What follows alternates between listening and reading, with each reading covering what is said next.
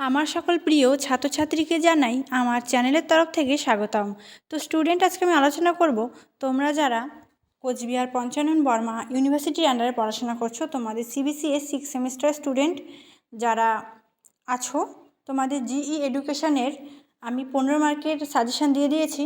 আজকে আমি সাজেশান দেবো তোমাদের 10 মার্কের, এবং আমি 10 মার্কের খুব কম পরিমাণে প্রশ্ন কেন রেখেছি সেটা আমি বলবো, কিন্তু তার জন্য ভিডিওটি দেখতে হবে।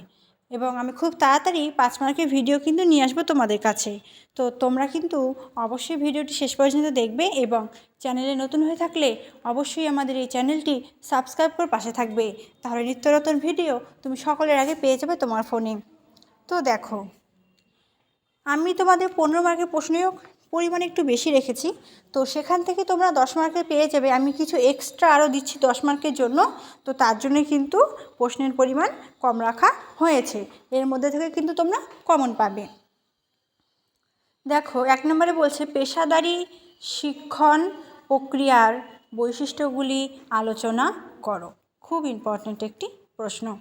তারপরে ভারতের শিক্ষক শিক্ষণের প্রধান বাধাগুলি আলোচনা করো। ভারতের শিক্ষক শিক্ষণের প্রধান বাধাগুলি আলোচনা করো।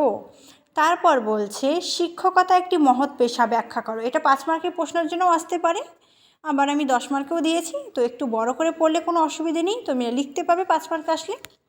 তারপর কি বলছে শিক্ষক শিক্ষার সংস্থা হিসেবে ইউজিসি ও এনইসি ইউনেস্কো এর ভূমিকা ব্যাখ্যা করো। তাহলে বুঝতে পারছো যে কোন কোন প্রশ্নগুলি খুব ইম্পর্টেন্ট সহকারে পড়তে হচ্ছে। তো আশা করছি ভিডিওটি ভালো লেগেছে। ভিডিওটি ভালো লাগলে লাইক করবে, বন্ধুদের সাথে অবশ্যই শেয়ার করবে। অন্য কোন সাবজেক্টের সাজেশান চাও সেটাও আমাদের কমেন্ট করে জানাবে। Thanks for watching. After all, thank you সকলকে।